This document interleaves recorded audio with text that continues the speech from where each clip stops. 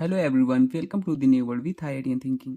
यह क्वेश्चन हमारा IIT advance 2015 में पूछा गया था। इस क्वेश्चन में एक इंपॉर्टेंट कॉन्सेप्ट है जो कि आप सीखोगे। ठीक है, आपको ये जे एडवांस का क्वेश्चन है तो ऑब्वियस सी बात है, इसमें आपको कुछ ना कुछ तो नई बात मिलेगी। तो देखिए, हम क्वेश्चन को तो सॉल्व करेंगे ही, साथ में अप्रोच देखेंगे सो दैट कि नेक्स्ट टाइम अगर आपके एग्जाम में क्वेश्चन आता है तो आप ऐसे टाइप के क्वेश्चन को कैसे अप्रोच करोगे। ठीक है, तो हम एक एक बात सीखेंगे इस क्वेश्चन के थ्रू।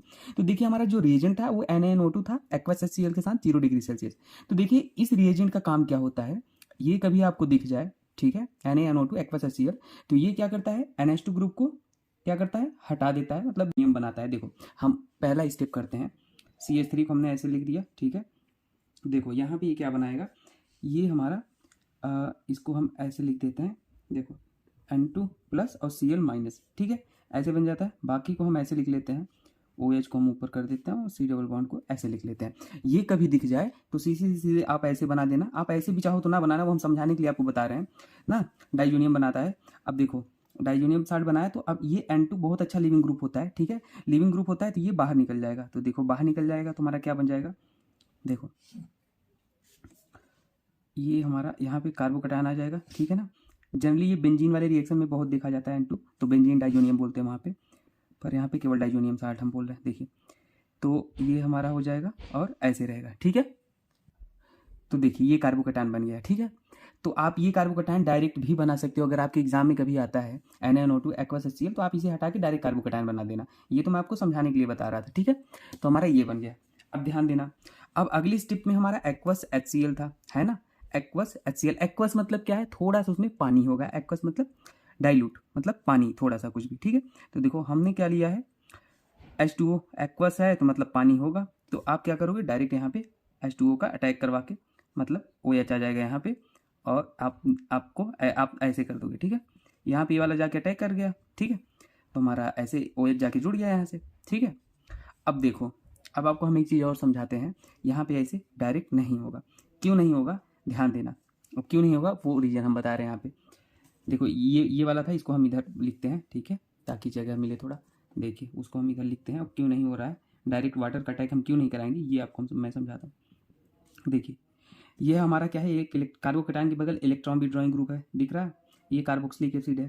तो ये हमारा -I लगाएगा, है ना, और -I लगाएगा तो कार्बोकटायन को कौन सा क्या पसंद होता है, कार्बोकटायन को पसंद क्या होता है, जो कि +I लगाएं या +M लगाएं, तो ये कार्बोकटायन को स्टेबलाइज करते हैं।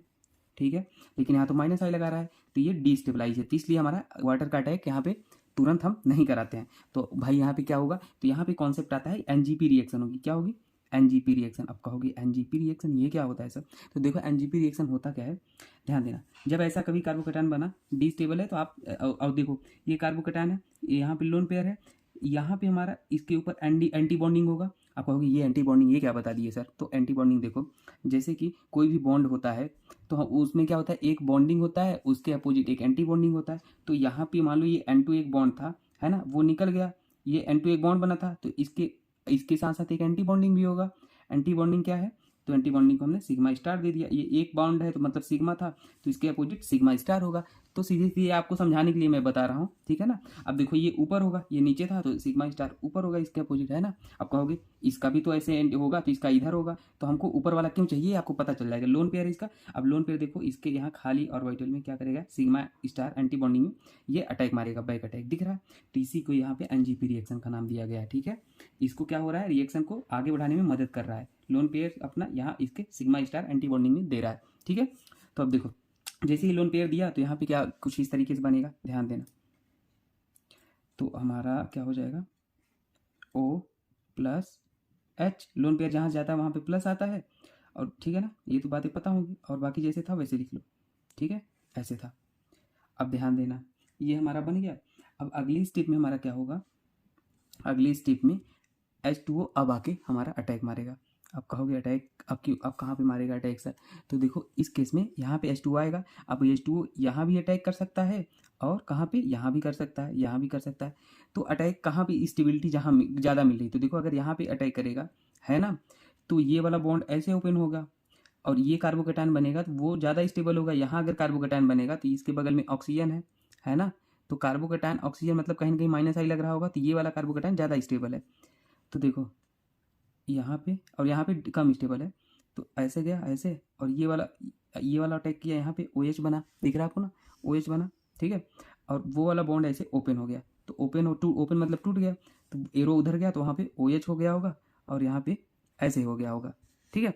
अब कहोगे सर स्टीरियो केमिस्ट्री कहाँ गई, मेन बात तो आप यही नहीं, तो ध्यान देना सबसे बड़ी चीज़, यहाँ पे देखो हमारा ऑक्सीजन था ना, यहाँ पे हमारा ये अटैक किया था, वे डैश पे अटैक किया था। क्यों डैश पे अटैक किया था? क्योंकि हमारा ये जो लिविंग ग्रुप था ना, ये किस पे था, बेस पे था। तो बेस पे था तो ऑब्वियस ही बात है, अब जो अटैक होगा अगले स्टेप में ना, वो डैश पे होगा, ताकि स्टेरिक ना क्रिएट कर पाए। अगर मान लो हम भी आपकी साइड जा रहे हैं और एक इंसान आपके ही साइड आ रहा है, तो आप लट जाओगे ना, भिड़ जाओगे। तो इसलिए एक ऊपर से है ये वाला, तो यहाँ पे अटैक नीचे से होगा, ठीक है। तो यहाँ पे जो अटैक हुआ है ये नीचे से है, डैश पे है, दिख रहा है। अब ध्यान देना, अब जो NGP रिएक्शन होती है वो क्या होता है, SN2 रिएक्शन कराती है। तो यहाँ पे जो वाटर मॉलिक्यूल का अटैक हो रहा है SN2 के थ्रू हो रहा है, और SN2 में क्या होता है, इन्वर्जन होता है। इन्वर्जन मतलब अगर कोई चीज़ वेज पे है तो डैश पे आ जाएगी, डैश पे है तो बेस पे आ जाएगी। तो देखो ये डैश पे था, तो ये H2O मॉलिक्यूल जो गया है वो किस पे हो जाएगा, बेस पे हो जाएगा।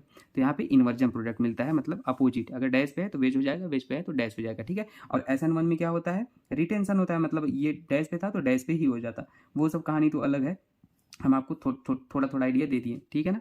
तो ये हमारा हो जाएगा, तो NGP में SN2 रिएक्शन होता है, ठीक है। ये चीज़ आपको सीखने के लिए, तो हमारा जो ओवरऑल आंसर हो जाएगा वो कौन सा हो जाएगा, ये वाला हो जाएगा, ठीक है। 1 2 3, ठीक है, हाँ आंसर ये हो जाएगा। नंबर आप कार्बन गिन रहे थे, कहीं कम तो नहीं कर दिए। तो इसमें अगर कुछ आपको डाउट होता है तो आप कमेंट सेक्शन में मुझसे पूछ लेना। बाकी अगर आपको पूरी GOC पढ़ना है, ऑर्गेनिक केमिस्ट्री नहीं समझ में आती ना, तो आप IITian थिंकिंग चैनल पे जाके देखना, GOC देखना, आपको ऑर्गेनिक केमिस्ट्री समझ में आने लगेगी। बाकी आप वीडियो देखना, खुद ही जज करना क्या सच में आपको ऑर्गेनिक केमिस्ट्री समझ में आ रही है कि नहीं। GOC मैंने जीरोस पढ़ाया है, आप एक बार जरूर देखना अगर ऑर्गेनिक केमिस्ट्री कभी आपको समझ नहीं आई तो, ठीक है ना। बाकी मिलते हैं नेक्स्ट वीडियो में, थैंक यू।